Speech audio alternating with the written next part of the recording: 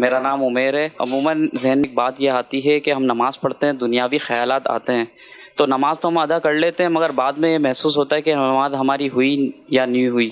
تو اس کے لیے شرعی ہمیں بتائیں کہ نماز ہو جاتی ہے اس میں؟ فقہی اعتبار سے اور اللہ پاک نے جو چیز مقرر کی ہے نماز کی کہ فرائض اور واجبات آپ نے جس انداز میں نماز ادا کرنی چاہیے تھی ظاہری اعتبار سے، وہ آپ نے جب ادا کر لی، فرائض پورے کر لی، کسی طرح کے مفسدات اس کے اندر نہیں پائے گئے، تو جو فرض ہے وہ تو آپ کے اوپر سے اتر گیا، نماز تو آپ کی ہو گئی۔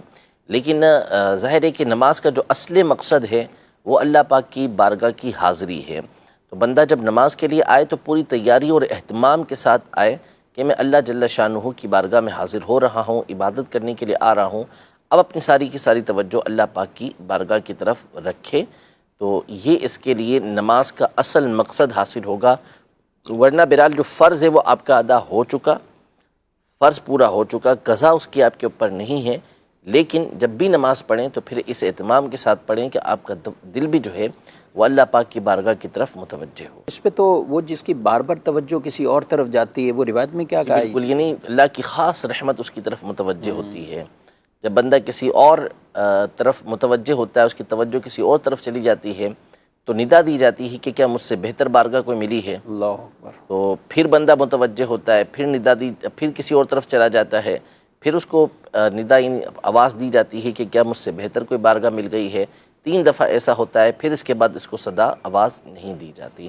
تو بہرحال اپنی توجہ نماز میں ہی رکھنے کی بھرپور کوشش کرنی چاہیے۔ اور جب یہ پریکٹس کرتے ہیں تو میرا خیال ہو ہی جائے گا نا، اس طرح کہ ایسا نہیں ہے کہ کوئی توجہ کسی کی ہو ہی نہیں سکتی نماز کی طرف، جب اپنی بار بار توجہ اسی طرف رکھیں گے، دنیاوی خیالات تو آ ہی جاتے ہیں ہر ایک کو کسی نہ کسی طرح، لیکن جب توجہ اس طرف رکھیں گے تو انشاءاللہ یہ بہتری آئے گی، اور نماز میں بھی آپ کو لطف ملے گا۔ بہت سے لوگ ایسے ہیں جن کو رکعت بھول جاتے ہیں، جب رکعت کا معاملہ ہوتا ہے تو اس وجہ سے بھی بعض ایسے بھی ہوتے ہیں کہ پھر وہ نماز سے بھی پیچھے ہٹ جاتے ہیں کہ ہمیں نماز پوری یاد نہیں رہتی، رکعتیں یاد نہیں رہتے، بالخصوص جن کی عمر کچھ زیادہ ہے تو ان کو بھی، ان کے ساتھ بھی اس طرح کے معاملات ہو جاتے ہیں۔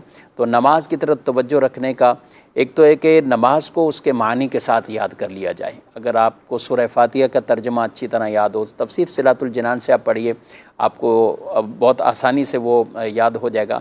اسی طرح کچھ صورتیں ہیں، آپ ان کو ان کا ترجمہ آپ پڑھ لیجئے۔ التحیات جو نماز میں پڑھتے ہیں یہ بھی ترجمے کے ساتھ، تو یہ جب آپ کو ترجمے کے ساتھ یاد ہوگا نا، اور پھر آپ کی توجہ بھی اس طرف رہے گی، تو انشاءاللہ نماز کے اندر یہ خشوع خضوع والی کیفیت بھی رہے گی، اور ہر طرح کے وساوس سے بھی آپ محفوظ رہیں گے۔